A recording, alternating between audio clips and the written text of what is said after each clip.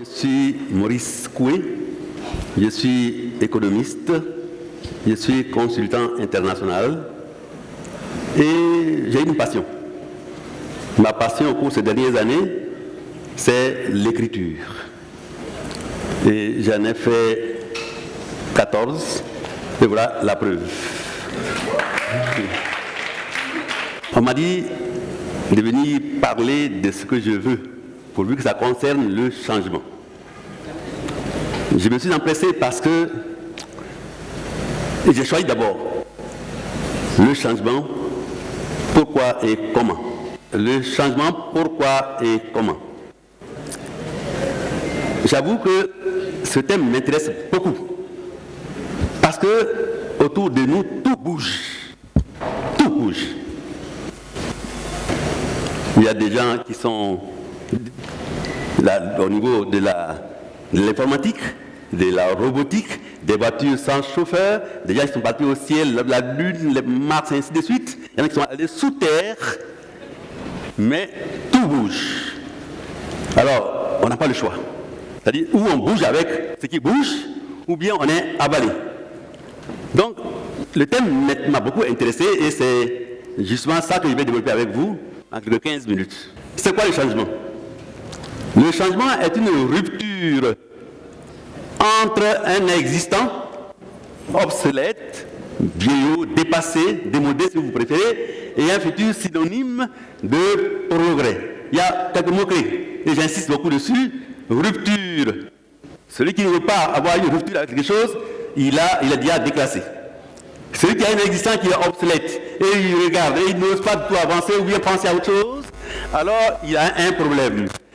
S'il n'a pas un futur qu'il essaie de concevoir avec un but et un objectif précis qu'il a déterminé, il sera victime des progrès. Donc il n'y aura pas de progrès. Il va donc subir le changement. Et là, c'est très dangereux. Alors, les cordes sensibles négatives.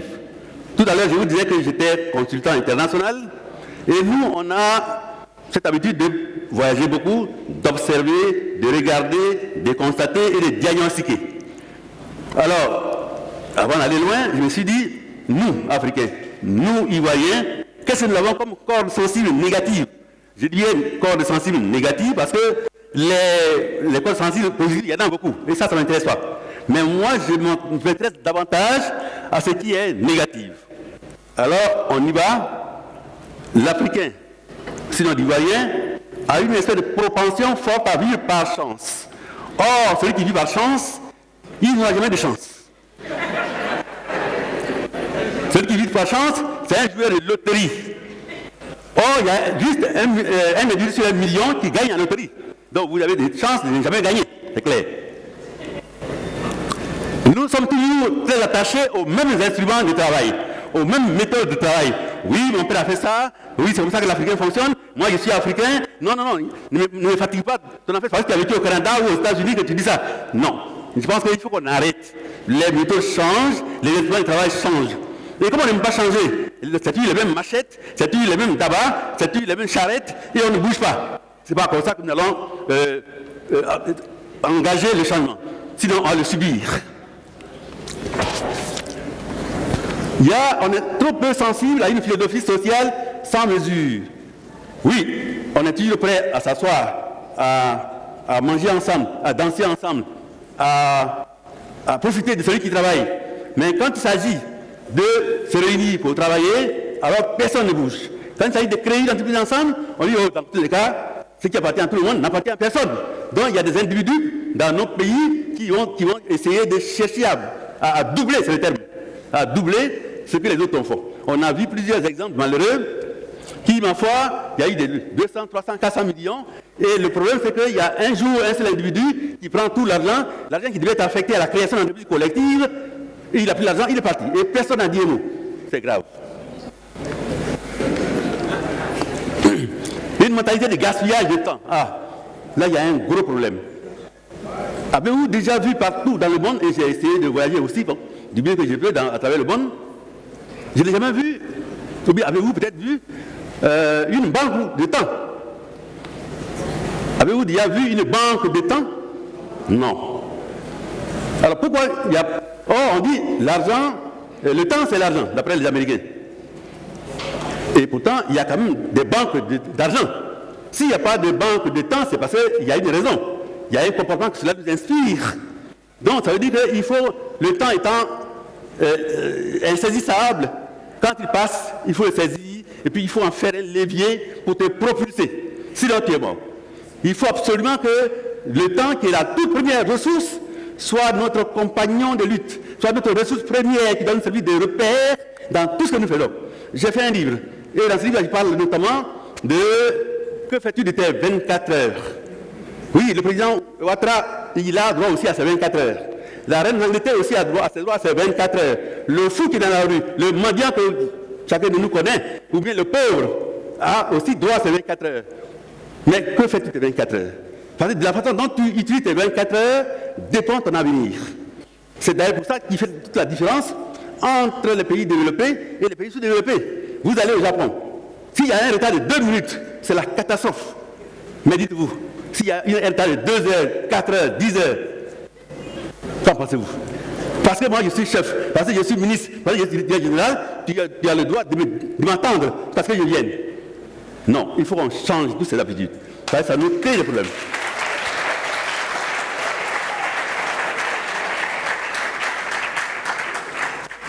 Si on ne change pas bien le temps va nous changer. Et si on ne le maîtrise pas, nous serons maîtrisés par le temps. Et là, nous avons des problèmes. Une culture de mendicité développée. Ah.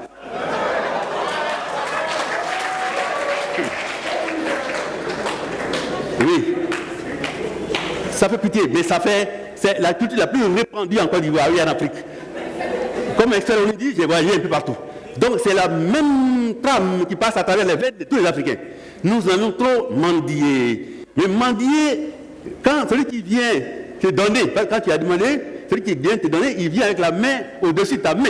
Et bien aussi, il vient avec toute la pression, toute la politique, toutes ces directives. Alors, ne sois pas surpris. Si jamais il te dit, fais ça, tu ne le fais pas. Il y a un problème. Donc, méfions-nous, quand on est mendiant, ça déstructure notre culture et ça nous rend plus faibles, on est plus crédibles. Alors, quelques exemples, juste pour que nous puissions continuer. Alors, le recours systématique aux dons ou aides pour construire des infrastructures. Nous sommes 52 pays encore en Afrique. 52 pays. Et avec ça, on n'est même pas capable de mettre l'argent ensemble, avec un système de réseautage, avec une mentalité de solidarité collective, économique collective, pour construire notre siège. Ensuite, on va maintenant chercher de l'argent dans la poche des autres. Je ne le dis pas. Il y a un problème. Pour construire nos hôpitaux, tout à l'heure le ministère a dit, que de besoins nous avons ici. Mais nous avons aussi beaucoup d'argent, parce que l'argent est mal utilisé. Si on était conscient que l'argent qu'on a, quelle que soit la taille bien l'importance de l'argent, si on pouvait l'utiliser de façon très programmée, discernée et rigoureuse, je pense qu'on aurait fait mieux, beaucoup plus avec ce qu'on a. Oui, on a déjà parlé de budget sécurisé, mais je pense que chacun de nous peut aussi faire ce budget-là. Parce que ce n'est pas la peine. Le développement, c'est un processus. Ce n'est pas une course de vitesse. On peut y arriver pour qu'on soit programmé et qu'on sache très bien ce que nous voulons faire. Recours régulier aux aides extérieures ou au recours budgétaire. Ah voilà. Dans tous les budgets, j'ai parcouru un peu tout ça, la plupart des budgets des Africains, de l'Afrique de l'Ouest notamment, vous voyez, il y a des gens qui, dans le budget pour voir toujours 20% aux aides extérieures. Mais c'est grave. Comment on peut compter sur les autres, pour que je puisse nourrir ma famille, mes contribuables? C'est grave. Je pense qu'il faut qu'on s'en sorte, il faut qu'on change. Parce que tant et aussi longtemps que vous serez toujours demandeurs des autres, au niveau, au niveau de ces recours collectifs, de ces recours budgétaires, mais vous engagez dans un engrenage. Vous n'allez jamais vous en sortir. Le problème, c'est que c'est un modèle malsain. Voilà. Parce que les gens vous regardent, nos jeunes vous regardent. Si vous continuez toujours sur les autres, mais les jeunes aussi vont compter sur vous. Et à chaque projet, ils vont dire, j'attends, je ne prends aucune initiative, je ne fais aucun effort, parce que l'État est là, l'État va m'aider, la banque va m'aider, tout le monde va m'aider, mon tonton est là, ma tante est là. C'est grave.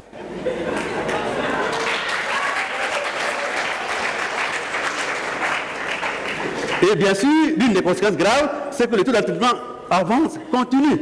Et vous n'allez pas vous imaginer combien de fois il y a des dégâts, des gens qui s'immolent au feu, ou bien qui se jettent dans la lagune, Parce qu'ils n'ont pas su contrôler le peu qu'on leur donne. Ils ont pensé que lui, eux, ils ne méritent pas d'avoir 100 000 francs ou 200 000 francs. Ils méritent plus. Mais attends, travaille un peu, vas-y tranquillement, et puis tu vas y arriver. Ce n'est pas en allant communiquer d'autres. Donc, ça fait... Et donc, la maladie la plus populaire actuellement, c'est l'AVS. La maladie la plus populaire, docteur, tu vas me dire, l'AVS, ça tu ne sais peut-être pas. Aventure salaire. Et c'est dramatique. Ça tue même plus de gens que Ebola, que le sida, et j'en passe. Et pourtant, c'est si facile pour nous qu'on soit conscient et qu'on essaie de s'organiser comme il faut et qu'on essaie de programmer ce qu'on fait et qu'on essaie de prévoir et de vivre en tenant compte de ses propres capacités, mais pas en comptant sur les autres. Alors, il y a un refus de gérer les ressources personnelles à l'aide du budget familial. Oui, tout à l'heure, je vous parlais de finances personnelles, mais l'aspect le plus visible du budget familial, des finances personnelles, c'est le budget familial. Il n'est pas très compliqué, mais c'est une méthode qui est percutante et qui est bien connue à travers le monde. Ce que moi j'ai dit. Je ne dis pas dans les grosses théories, mais ce que j'ai dit. Il faut tout simplement faire de l'épargne sa première dépense. C'est extrêmement important. Et ça, tout le monde peut le faire. Et j'ai écrit derrière un petit livre où je dis, il n'est pas nécessaire d'être riche pour épargner. Tout le monde peut le faire, c'est une question de volonté. Quel que soit si tu as 2 millions, 3 millions, et tu n'es pas riche. Enfin, le salaire, ce n'est pas une richesse.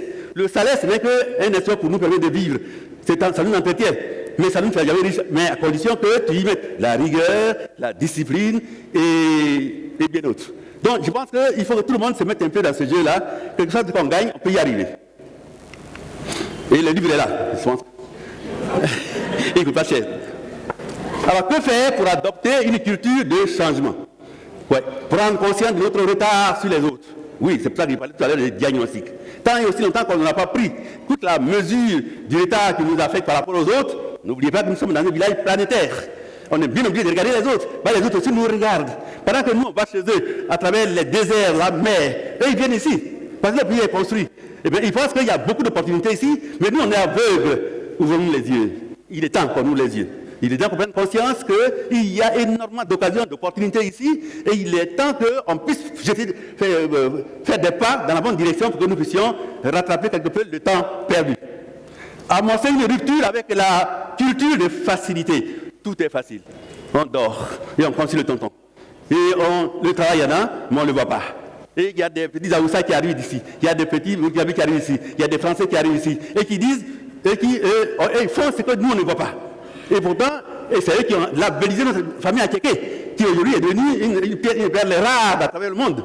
Donc il faut qu'on abandonne toute cette culture de facilité qui nous a aveuglés et qui fait que nous sommes aujourd'hui, qui fait que nous avons aujourd'hui en Côte d'Ivoire, un Ivoirien sur 2 qui est pauvre. C'est grave.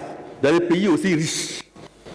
Réorienter une mentalité en vue de changer notre conception de la vie. Oui, il faut être critique. Ce qu'on a vu là hier, ça n'a pas marché. Pourquoi continuer? Il faut passer en revue toutes ces cultures-là pour que nous puissions nous orienter vers d'autres directions qui sont plus prometteuses. Donc, notre conception de vie doit changer. Définir un but et des objectifs de changement. Si vous ne gérez pas votre vie avec des objectifs, il y a des individus parmi vous, ou bien dans votre environnement, qui vont devoir vous gérer. Parce que c'est important. C'est-à-dire celui qui refuse de gérer sa vie avec objectif, il est obligé de financer les objectifs des autres.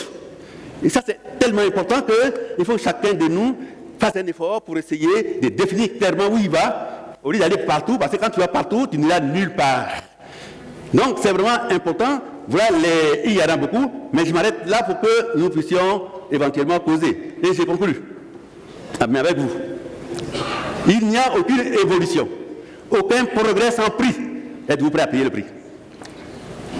Le prix à payer est d'accepter ou de s'imposer le changement. Il ne faut pas le subir. Nous avons la possibilité, de pouvoir de nous orienter vers le changement positif. Sans réaction, il n'y a pas de mouvement, et sans mouvement, il n'y a pas de changement de position. Si on ne bouge pas, nous serons toujours là, un pays sous-développé. Nous serons toujours là dans nos petites bicoques. Nous serons toujours là en train de marcher à pied avec notre vélo. Ce n'est pas ça que Dieu a prévu pour nous. Dieu a prévu quelque chose de meilleur, mais il a donné à chacun de nous une mentalité, une force, un pouvoir qui nous permet de changer. Alors nous devons continuer à être dans cette position de plus en plus inconfortable, Ou voulons-nous évoluer vers d'autres positions? Si oui, alors le changement doit être suscité, piloté, car aucun changement n'arrive spontanément. Il y a toujours un prix et je vous remercie.